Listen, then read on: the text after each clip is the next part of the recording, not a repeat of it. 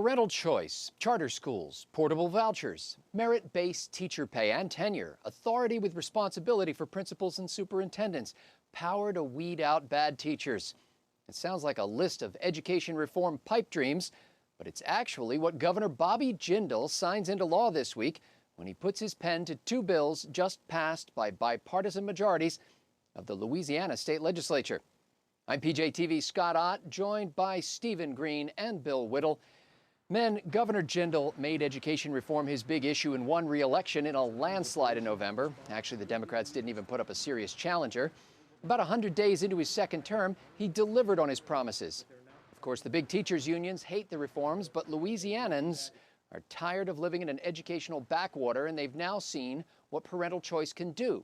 Since Hurricane Katrina wiped the slate and gave the city's poor kids a second chance, many of them in charter schools. Well, Stephen Green, under the new law, about 400,000 low to moderate income children in mediocre and failing public schools will eventually be able to get a voucher that they can use to escape to a private school. But if that money follows the student out of the public system, doesn't that just weaken the public schools even further for the kids who remain? Look, first I want to give a shout out to Democrats in Louisiana. It's mostly their urban constituents who have just been betrayed by the public schools, and it's typically Democrats who deny them school choice. So just a big hand for the Democrats who are doing their constituents right. This is a great thing. But when you say weaken the public schools, that's rich. That's like scratching the paint on the Titanic or robbing the homeless. But look, in all of these voucher programs, the schools lose less money per student. Less money is taken away than their budget provides for each student. So every time some lucky kid escapes the system, per pupil spending goes up in the public school. So you know what? In an ideal world, every single student would get out of the public school system and let the 17 layers of administrators just do whatever the hell they want with the leftover money. They certainly couldn't do any worse than they already have been. Man alive. Well, the teacher salary matrix based on time served and degrees earned has been tossed out in favor of merit pay based in part on student achievement. And to qualify for tenure, instead of just showing up for 3 years straight, teachers will now have to score highly effective in 5 out of 6 years. And if they start slacking, they can actually lose that virtual immunity from firing. Bill Whittle, aren't you a little concerned that this kind of performance pressure will inhibit creativity or tempt educators to teach to the test? Yes, I'm very concerned that both of those things will happen. Thank God. I think there's no doubt that those two things will happen. Creativity in teaching will be stifled. We'll no longer get to be spending math class wondering what the number 4 feels like. We may actually be teaching kids how to do long division. And number 2, if we're teaching to the test, that means there's some objective standard other than how good the kid feels about his math education that will actually measure whether or not the kid actually, learned any math. And I have to tell you, the great thing about being on this show with a couple smart guys like you is that I ammo up all the time. Hopefully that's why the audiences do that. I never knew for a second that when a kid gets out on a voucher, that actually leaves more money for the rest of the schools. That's a killer argument, Steve. I mean, really, the entire argument of what the best public school system in the world has become, and it's certainly not that anymore, but their entire argument was if we could just spend more and more money and have smaller and smaller classes, well, our grades would go right through the ceiling. Well, with vouchers, you're going to get a chance to test that theory. And let me just say this one thing about the vouchers. What the vouchers do, of course, is people say it hurts low-income families. On the contrary, the purpose of a voucher is to allow a low-income family the same option that middle and upper-class families have, which is namely, get your kid out of one of these hellholes of stasis and statism and get them an education. That's all a voucher is. But man alive, Steve, I'd never heard that before, but I think that's just brutally important. According to the Wall Street Journal, those vouchers will be worth about $8,500, and per pupil allotments in every state that I'm aware of are in excess of $10,000 per student. Steve, it's possible, in fact, it's quite likely that some of the private and charter schools won't perform as well as the best public schools. The Louisiana law actually includes some standards for charters, but it also opens the door for nonprofit organizations, not schools, to start charter schools. Without the experienced oversight of professional unionized teachers, shouldn't we be worried about kids getting a substandard education? Oh, he's a master. He's a master, ladies and gentlemen. Yeah, This is the world's smallest violin playing for the unionized public service workers. I don't care if they're teachers or well, whatever. at least he's putting music back into the real curriculum. problem That's is, awesome. Yeah. Yeah, and if you keep this up, you'll be putting prayer back in the public schools too. Yeah, well, back in the teachers, the kids have yeah, already that's right.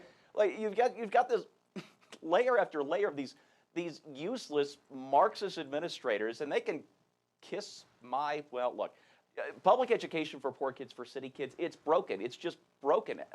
I'm a big believer in public education for the same reasons that Thomas Jefferson was such a strong proponent of it back in Virginia.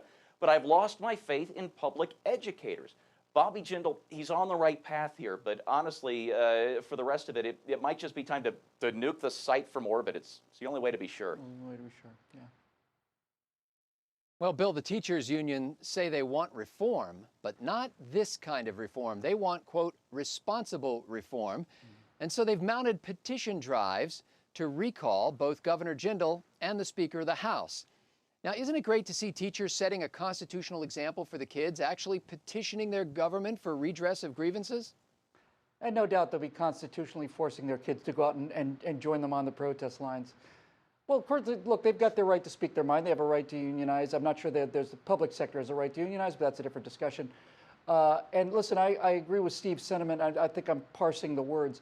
I don't believe in public education. I believe in universal pre-college education. I believe in universal education through high school. I think college educations are way, way overhyped in this country, but I think every American child should have a high school education. The question is, what's the best way to do that? And what you see when you see public schools versus charter schools or private schools is you see the exact same model in education that you see in any other example of a socialism versus a free market economy. And every single time there's a free market, whether you're making automobiles, whether you're making toasters, or whether you're making high test grades, competition drives performance. And so many people who suffer from poor performance have been unable to afford the competition. The entire idea of vouchers is simply to say that a parent probably knows better, get out of these public school unions. And of course, look, ultimately it is going to make the schools better, Scott, because as we know, if enough kids flee the public schools will change. They will be forced to compete and give better educations to get the kids back. It's not so hard to figure out. You know, every week we do a special members-only trifecta episode. This week's members-only is going to deal with that funding of higher education that Bill alluded to. It might be a good time for you to subscribe if you haven't done so already. You know, I used to work in the administration building of a suburban public school district, and during research on a project to recruit more young teachers to the district, I learned that about half of new teachers drop out in the first 5 years. They don't just leave the district, they leave the entire field. And when I asked what made teaching so hard that 50% just can't cut it, I was told those careers don't end in the classroom.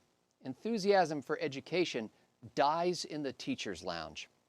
Well, Governor Bobby Jindal's education reforms will introduce the secret ingredient of success, the proven formula that works in every market. It's called competition, and it draws out the best in us. These reforms will force out many teachers and administrators whose fire has gone dim, the ones just logging time, marching up the salary ladder, whose dreams have died, and who live to spew toxic talk in the teacher's lounge to kill the dreams of the young. But for many Louisiana teachers, Jindal's reforms will bring new life, new energy, new motivation. They'll accomplish more for their students in the coming years than they ever could in their old, monopolistic, monolithic, mediocre mausoleums. They've just been set free to love and grow and learn and to inspire others to do the same. For Bill and Steve and the entire Trifecta crew at PJTV, I'm Scott Ott.